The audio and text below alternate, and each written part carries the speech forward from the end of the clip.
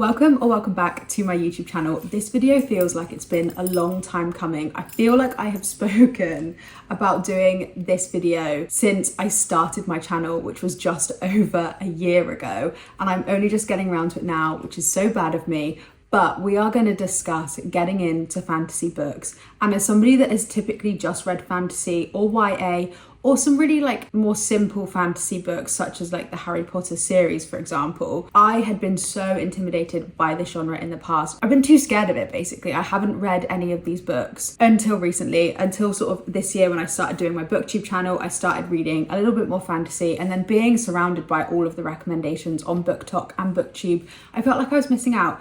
So I thought I would just share my learning experiences as somebody who purely has read mostly romance and YA as to what they would do if they were going to start reading fantasy.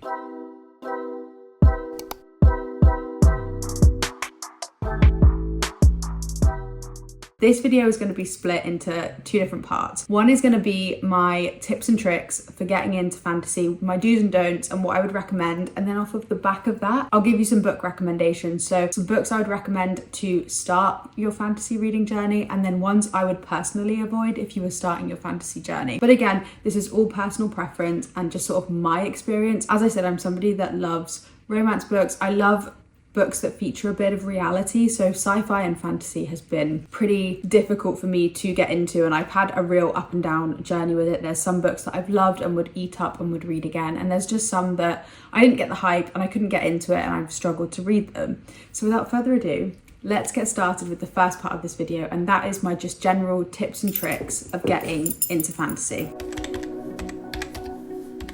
So my first tip, and I know I've said it a lot on here, but that would be to, if you're reading a book with high stakes, heavy world building, avoid audiobooks. That is because if you're somebody like me that does audiobooks as they're walking the dog and they've got one eye on the dog, or they're doing it while they work, you are not going to be paying attention to tiny bits of the world that you need to pay attention to. But I would preface that and say, if you are somebody that can listen to audiobooks and pay attention, by all means go for it. There have just been so many fantasy books in my time that I was like, oh, I'm going driving, I'll listen to it then, or oh, I think I'm going to spend some time while I'm cooking listening to it. You still get distracted, especially when there's a lot of heavy world building in a book. Your mind can just drift, but some people would say that that happens when they read. So it's down to your personal preference. If you're somebody that can multitask or just generally listens to audiobooks and can give it the undivided attention, then go for it. But my tip is, as somebody that can get easily distracted, don't listen to audiobooks with high stakes, high world building. As a way of getting into them, I would purely start on reading the actual book. And that gets me to tip number 2.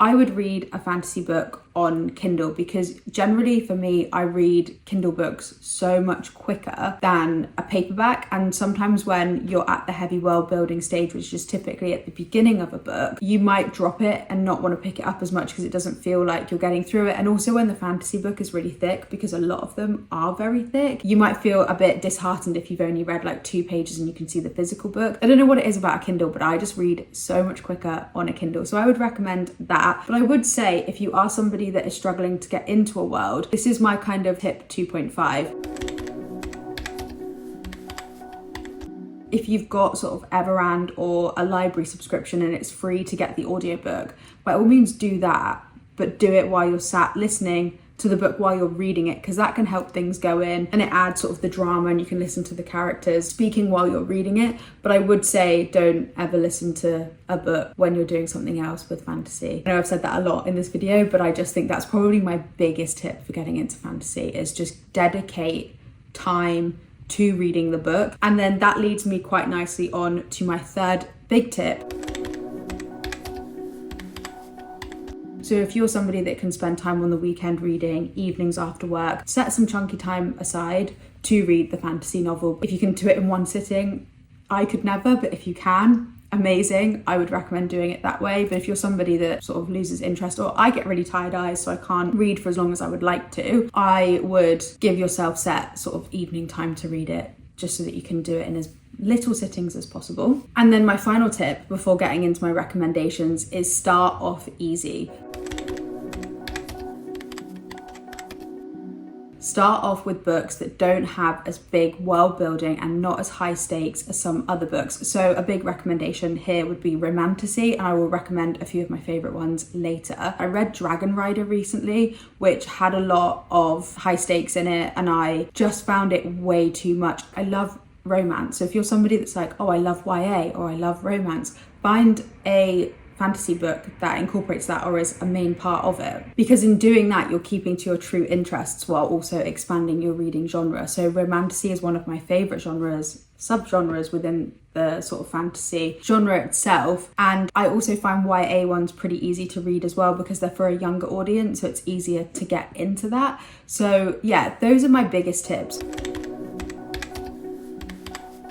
So now that I've given you my big tips for getting into fantasy, let's start with some book recommendations, because I think one of the biggest things that people can get sort of sucked into are the BookTube, BookTok, or just friends and family recommendations, and they don't necessarily sync with your own personal recommendations. So do your research on some of the books as well, and make sure you're finding one that you actually feel interested in and you're not just following the hype, because again, that can put you in a reading slump pretty badly. Let's start with some books that I would recommend before we get into the books that I would avoid. I think it would be terrible of me if I didn't start with my favourite book, I think, of the moment. I always say it's like my favourite book of the moment, but I've had this as my favourite book ever since I've read it. It is very overhyped, I know, but not overhyped. It is very hyped, but the hype, I think, is spot on, and that is Fourth Wing. You can get the normal paperback of this book as well, and it's available on Kindle. It's also got like a dramatized audiobook as well if you want to sit and read it at the same time. But this book is very, very easy to pick up and get into as somebody that loves romance. It is a romantasy book as well.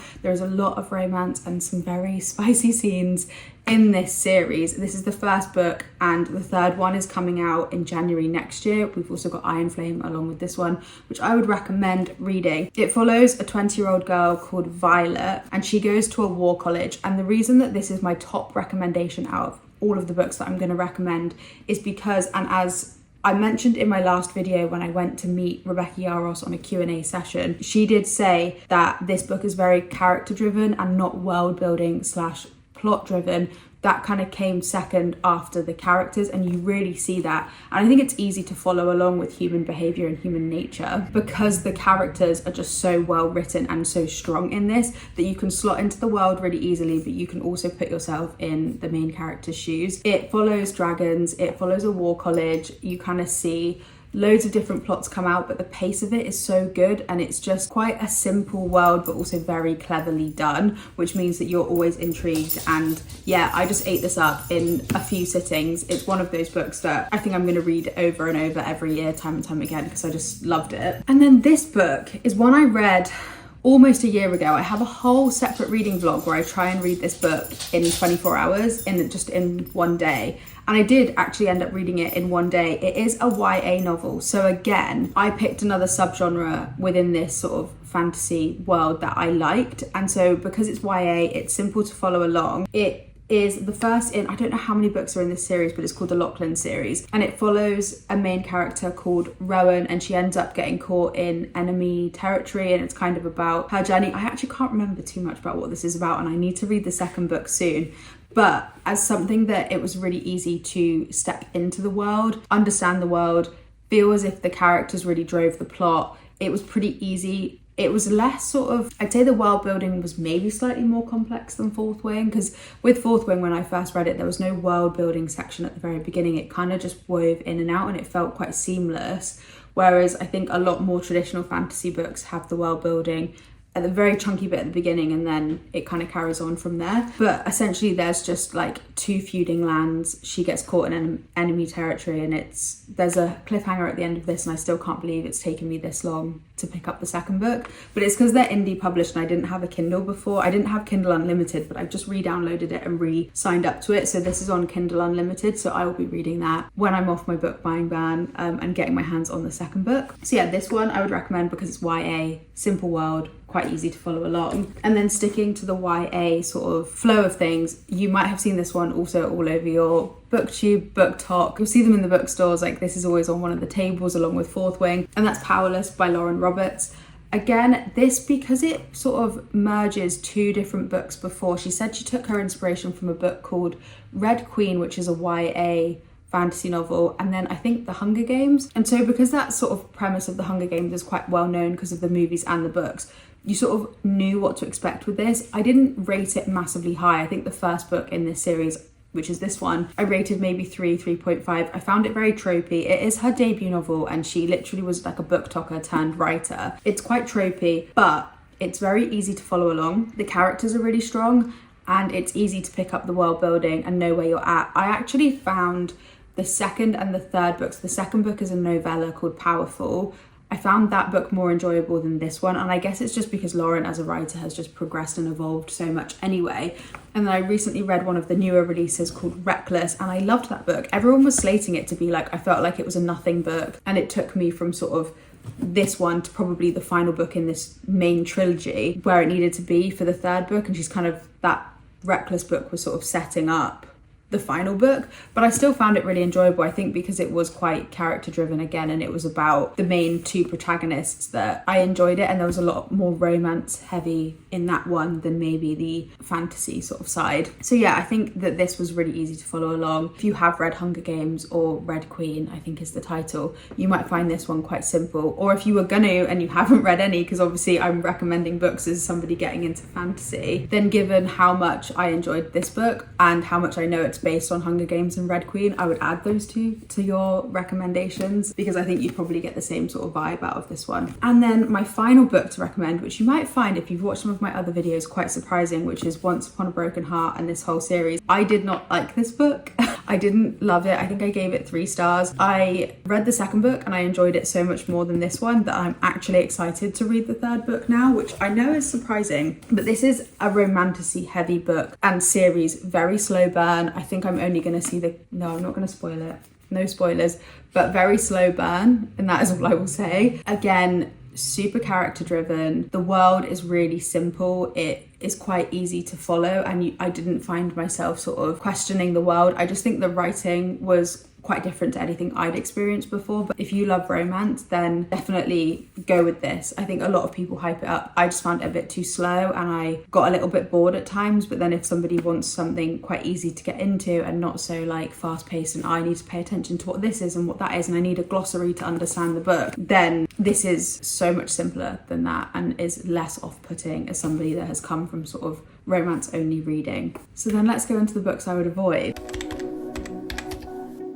I'm gonna start with an author that you probably have seen all over your booktube. BookTok is very overhyped. So many of my friends absolutely adore this writer, and that is Sarah J Maas. And the reason I would avoid is because I find her world building pretty intense. The series are very long, so you've got the A Court of Thorns and Roses series, which has 5 or 6 books in, and some of them are thick. Super thick. Some of them are like double this size. And then you've also got the Throne of Glass series. Again, this is one of the smaller novels within that. And then she has other series such as like Crescent City, which I haven't read. I would say you need to ease yourself in with simple books and then go for ones like this. I personally, if we start with ACOTAR, a lot of people, because it's romantasy, will read this as one of their first fantasy books and then get hooked and get into it and love it. For me, I found this book too slow. I also listened to it on audiobook, which I think was the biggest reason I did not enjoy this series. I did a whole reading vlog on starting my fantasy journey a while ago, and I started with this. And I think this was where I made some of my mistakes in terms of how I listen or read or approach just tackling a fantasy series. There are so many books in this one. So obviously this first book is quite world building heavy, very descriptive language, very, very different to any romance or YA book that I have ever read, because it's a completely different genre, but also a completely different style of writing. I listened to the audiobook, so I wasn't paying attention to some stuff. I couldn't connect with the characters. I didn't feel any attachment to them. Whether I would get something different by reading it on Kindle, I don't know. And maybe I will do a reread. But yeah, I would avoid this because it's quite complex in plot. But then I keep caveating myself, but saying that one of my friends who doesn't read that much has just read this and absolutely loved it. So if you are in the mood to get stuck into a very big world and you have the attention span to understand it, I also think for me, like the text is really small in this and I didn't have a Kindle. So I ended up listening to it on audiobook because I just couldn't read this. Whereas I think if I reread it and I did it on Kindle, I might enjoy it more. And saying that, I read Assassin's Blade, which is the first book.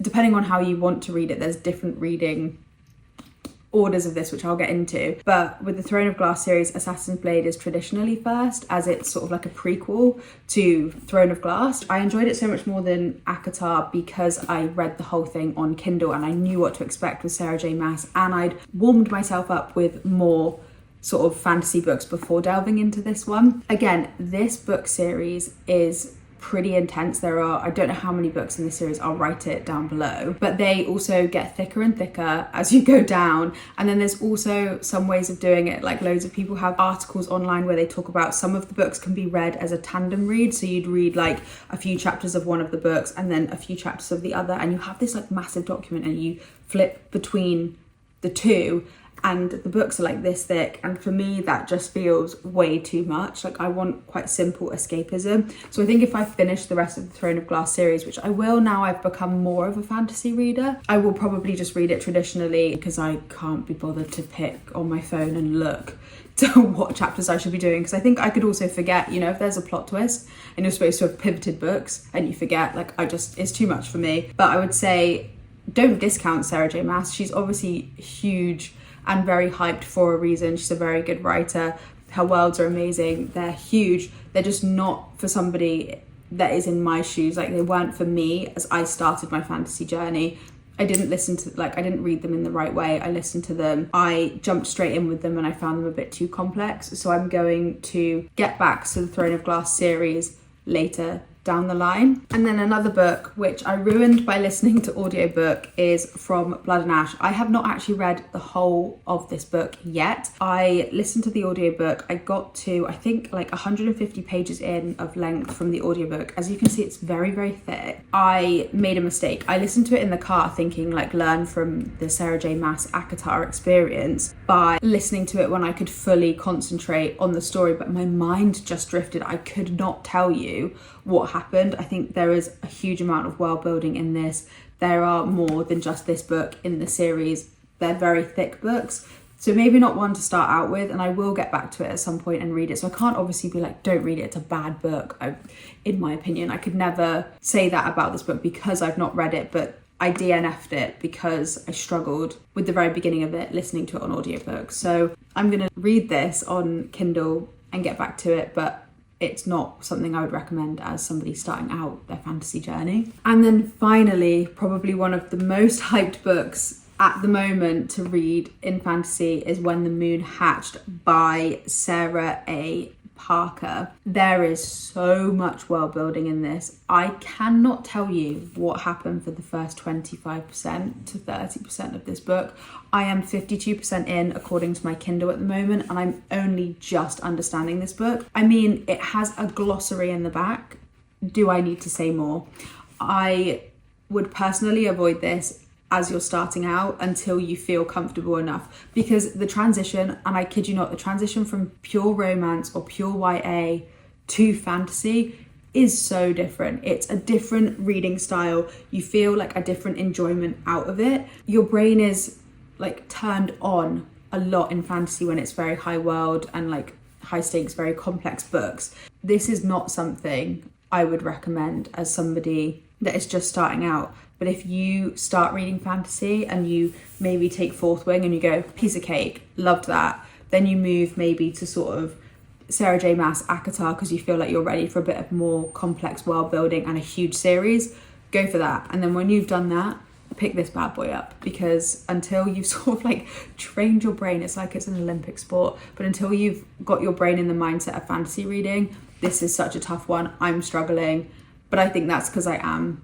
mostly romantasy, but there is a bit of spice in this. I was not expecting that, and this is romantasy as well, and I was not expecting it at all. There is another book coming out in this series at some point soon as well, so yeah, I'm gonna finish this book. I'm gonna read a bit more tonight and get more into it. I want to get more sort of involved in the plot, but I keep picking up and dropping this book because I read it in my commute time. And I think I maybe should have slowed the pace down and gone, I'm going to read a romance book while I'm commuting, but this is going to be my sort of late night reading book. But I've just found myself navigating towards picking up my phone and scrolling when reading this, which isn't a good sign, because sometimes when the plot is just too complex, you start procrastinating and you start going, oh, I'm going to do something else instead. And that's not what you want when you read. You want to be able to sit, read, get so sucked into the world and enjoy it. And that is what I got from Fourth Wing. So if you take anything from this video, my biggest fail was listening to audiobooks that are fantasy books, and then also not starting out with super easy books which are very character driven and plot driven as opposed to world building. Avoid hugely world building books, because with When the Moon Hatched, the only reason I could start understanding it was when I watched non-spoiler TikTok videos on the world. And that is another recommendation I would have, but I didn't say it at the beginning because I think sometimes with videos on TikTok they can be spoilers, and they don't mean to be. Like, some people will give a review and they won't put warning spoiler or something like that, and then the book just gets spoiled for you. So be careful, tread lightly when you go on TikTok to look at like world building tips, but they are out there. People do YouTube videos on them as well. So I definitely recommend that. And then one recommendation that I didn't recommend, like didn't say at the beginning, as one of the books I would recommend, is also your classic like Harry Potter or Hunger Games or something where there's a movie out. And I know this is controversial, but if you're struggling with the book and then you're like, I don't understand the world, just watch the movie. And then if you're someone like me that can repeatedly watch the same movie or read the same book, apparently that's like a part of anxiety, which I didn't know, but I do that because I like going into the same plot, because sometimes I find things with like too high stakes, I get really anxious and I need to know what happened. I struggle to read or listen to or watch like action movies or audiobooks and books. I've started getting into the Marvel world a bit more, but I would start Googling because I'd need to know stuff that would happen because my anxiety can't take it. So I repeatedly like read and watch the same thing. So if you're like me and you're like, no, it doesn't bother me, pick sort of Hunger Games or Harry Potter, start reading it and then watch the movie, and it reminds you and it helps you get into the world. So yeah, random little throwaway tip at the end there. But those are sort of my recommendations of how to get into fantasy books, what to do, what to avoid, and then also the books to read and the books to avoid, in my opinion. But if you have any other like book recommendations for people that are just starting out their fantasy journey, if you've started out, or if you have any questions about the fantasy journey in general and any other recommendations I would have, definitely leave a comment, and I look forward to seeing you in the next video. Thank you so much for watching.